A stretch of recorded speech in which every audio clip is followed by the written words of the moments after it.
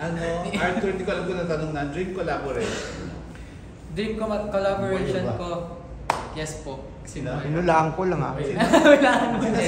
Si Moira. Moira. Kasi feeling ko, kapag nag-collab kami ni Moira, parang sobrang sakit ng song na kakalabasan. Diba? So parang na-imagine ko na now. Well, siya parang loveless siya, diba? Ako, I'm not sure. Are you in a relationship right now? Hindi ko po siya naiisip kasi ang tawag dito, ayun nga, gusto ko lang talaga, as an artist, gusto ko lang talagang makaka-relate yung people and hindi ko iniisip if magte-trend ba tong song na to or something. Basta ang gusto ko, makinig sila sa akin and siguro yung pinaka-unique lang about myself is kung paano ko iparating yung song na parang like, yung mga hugots, ganon. Kung paano ko sila like, kasi from the very bottom of the heart talaga yung mga lyrics na nilalagay ko dun. And siguro yun yung uniqueness ko na parang pag pinakinggan mo yung lyrics na to or yung melody na to, parang masasabi nila parang, ay, oh my God, si Arthur Miguel to kasi ganito yung tunog. Parang ganun po. If you would write a song about yourself, anong title at anong laman? About myself? Title mo. Siguro parang ako muna siguro, ganun. Kasi, kumbaga, parang lately, lagi kong iniisip din na, ang tawag dito na parang, iniisip ko kung paano magugustuhan ng mga tao yung songs ko. And parang minsan nakakalimutan ko na like yung sarili ko talaga. And po talaga parang kumbaga, as a people pleaser, ganun. Parang kumbaga, gusto ko one day na parang na parang maisip ko naman yung sarili ko, like, ako naman muna, parang ganun. Siguro ayun, ganun. So, plano mo lang gawin na yun in the future? In the future po. So, aside naman sa mga love songs, ano pa yung music genre na gusto mong explore para mapa-widen yung musicality? Ako so far, hindi ko siya tinitignan, yung like kung anong genre ba yung kanta ko. As long as like, perfectly fit yung sulat ko dun sa song.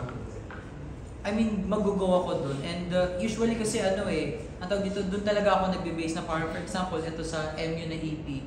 As, pag pinakinggan niyo po yung whole EP, parang medyo medyo, parang another universe siya from tawag dito, past releases ko. Kasi ito, medyo medyo dancey, ganun. Parang pop talaga siya. Kasi sinadya ko siya kasi, parang gusto ko na parang iparealize sa tao na, kahit pa ang dami mong problema, kahit pa, hindi ka okay ngayon, parang just go with the flow, parang mag-dance ka lang, ganun. Kahit masakit yung mga nangyayari sa'yo, just dance to it, parang ganun. So, hindi ko siya iniisip talaga. Ano na bang pinakamasakit ang naranasan mo, Arthur, sa buhay mo, sa journey mo as a singer? Masakit? Siguro, yung parang, yung hinate ko yung sarili ko. Bakit? Ganun. Kasi parang hindi po ako confident talaga sa sarili ko. To the point na parang, syempre parang lahat naman na parang dumadating tayo sa point na parang you hate yourself. Bakit parang ganito ka lang? And parang kapag tinatry mong, may mga gusto kang i-achieve na parang gusto mong i-try pero hindi dumadating. Parang, minsan kasi dumadating sa point na parang iniisip ko na parang, bakit ganun? Parang ginawa ko na yung lahat pero wala, ganito pa din. So parang dun ko start na parang I'm gonna hate myself and parang itatry ko na parang baguhin. Pero kumbaga, kasi kung ganun ka, hindi mo naman talaga mababago. So, ayun lang. Paano na-overcome yun, yung hate mo for yourself? Parang i-accept mo lang kung sino ka, ganun. Kung paano ka. So okay lang naman kasi parang kumbaga for me, yung mga nagtitrigger lang ng mga something for like, yung hinahate mo yung self mo, yun nga sa mga nangyayari sa'yo. And kumbaga for me, parang pagsubok na lang yun for everyone, di lang sa akin. Na parang ngayon hindi okay, pero soon magiging okay. So parang ganun yung nagiging mindset ko na. Was there a time inisip mong mag-quit? Ay, opo, madalas. Kasi parang nakakapagod din minsan na parang, lalo na kapag nag-effort ka sa isang bagay tapos hindi mo like nami-meet yung parang, hindi mo nararamdaman na parang okay siya, parang ganun. So, what made you go on? Ayun po, iniisip ko na parang, yan, for example, yung family ko, yung friends, yung mga naniniwala, sa akin. Yun talaga yung like iniisip ko. Kasi, I mean, sila din naman yung mga tamang tao, sila yung makakatulong sa'yo. I mean, totoo yung kasabihan na parang kapag down ka or something, or may pinagdadaanan ka, just talk to anyone na, ang tawag dito, na totoo sa'yo. So, yun yung mga nakakatulong po sa akin. Makikinig sa'yo. Yes, yung mga makikinig sa'yo. Kasi kahit makinig lang sila, kahit wala silang sabihin, parang ang sarap sa feeling na parang, okay, concern ko sa akin. Parang ganun. Sa mga listener ng kanta mo, ano yung pinakamagandang narinig mo tungkol sa music mo? Ako po yung siguro yung parang hinil mo ko ganun. I mean, nakakabasa kasi ako ng mga comments na parang nakakatulong sila sa schools daw, mga ganun, tapos sa mental health nila. And yun naman po talaga yung goal ko na parang kahit hindi physically ako makatulong, pero as in like mentally nakakatulong ako sa kanila. Na-imagine mo ba before na magiging ganun yung epekto mo sa ibang tao? Like, hindi po kasi as yung parang wala akong confidence sa sarili. So, hindi ko siya ina-expect na ganun yung mangyari, kaya natutuwa ako kapag ganun yung mga reaction nila. Sa kabilang banda naman, nakakatanggap ka rin ba ng mga negative feedback? Ay, opo, hindi po siya maiiwasan. Na parang sobrang perfect mo na pag hindi ka nakatanggap ng negative feedback. Pero tinetake ko na lang siya. Ano yung example? Masakit na bashing na natanggap mo. Ano ba yung... Hindi kasi ako nagbabasa na ng mga bash comments, pero siguro yun pa din, babalik pa din dun sa nung cover artist ako. Kasi sobrang big deal talaga nun sa akin na sabihin na gano'n, na gumagamit. Ayoko din nang sinasabihan na parang kahit hindi cover, like gumagamit ka ng tao para lang umangat ka. Yun po siguro. Kapag nag-cover songs ka, Sinasagot mo ba yun? Hindi ko siya sinasagot kasi the more na sagutin mo, the more na may sasabihin sila, and lalo lang lalala yung issue.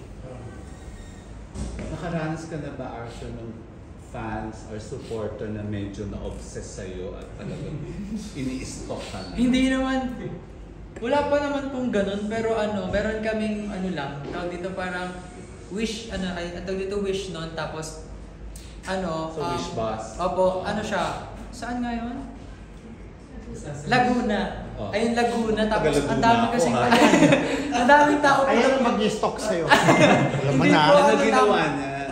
To the point, sobrang dami pong tao, tapos parang naggagano siya. To the point na napunit yung jacket ko. Nagka-flash siya. Dahil hinahablot ka niya. Parang hinahablot na nung mga... Pero yung mga messages na kumbaga parang nagtatapat na ng pag-ibig sa yun, mga ganyan. Wala naman po, wala naman. Tsaka kung meron man, hindi ko sila like Sa bahay niyo. Bakit? Bahay. Ano pag meron na hindi mo lang sasagutin? Opo, like hindi ko siya i-entertain na gano'n. Hindi ka kagaya ni Arthur, hindi ko alam kung natanong na, dream collaboration. Dream collaboration ko, yes po. Inulaan ko lang Wala naman. Sino? Si Moira po. Moira. Kasi feeling ko, kapag nag-collab kami ni Moira, parang sobrang sakit ng song na kakalabasan. Di ba? So parang na-imagine ko na now. Well, siya parang loveless siya, di ba? Ako, are you in a relationship right now? Wala po. Wala din. So, pero kayo loveless? Baka naman. Sana po, so Ate Moira. Kayo magkakilala kayo ni Moira? Hindi po kami masyado magkakilala, pero po nilalakad ako nung basis niya kasi friend po kami nung basis ni Ate Moira. And kapag may mga times na parang pinapa-video call niya ako kay Kino-connect na kayo Opo, in kino-connect friends? niya. Sinong crush mo sa showbiz? Moira. Moira din. Hindi po ako mas showbiz na person, pero kasi yun. Pero pag international, Taylor Swift ako. Taylor. Nanood ka ba ng mga Opo. bansa? Saan ka ng bansa? Singapore, March 9. So, nung nakita mo, And first time ko din po makita si Taylor Swift nun kasi dati wala naman akong pambili ng tickets. Yayamanin pala ito. So, anong feeling no first time mo na siya nakita on stage live in person? So as a fanboy po, sobrang nanginginig ako ng like intro pa lang. Parang, ganito pala, first time ko din ma-feel na parang kung paano like yung, parang sobrang nanginginig ka kahit intro pa lang, kahit di pa siya lumalabas. And nagets ko yung mga fans na parang like naiiyak sila. Kasi sobrang saya na parang like umaapaw ka na makikita mo yung idol mo. Naiyak ka? Naiyak po ako sa sa song niya na ano yun? Yung All Too Well. Dahil? Kasi tawag dito, yun talaga yung parang kumbaga for me like yun yung parang 10 minutes kasi yung 10 minutes version and may mga lyrics siya doon na nilagay na parang personal lang sa kanya dati tapos biglang nilagay niya doon. So, ganun ako ka-big deal.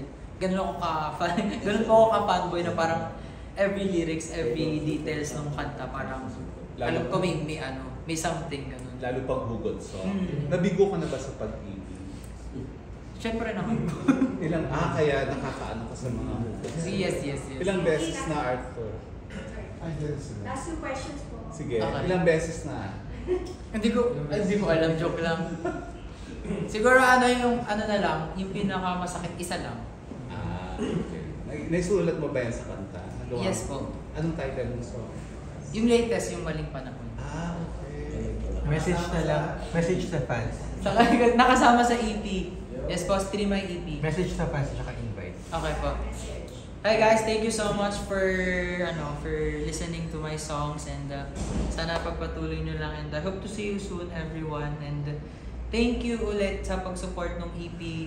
It's out now, MU, Malabong Ugnayan. It's out now on all music platforms and yun lang. Thank you so much. Thank you.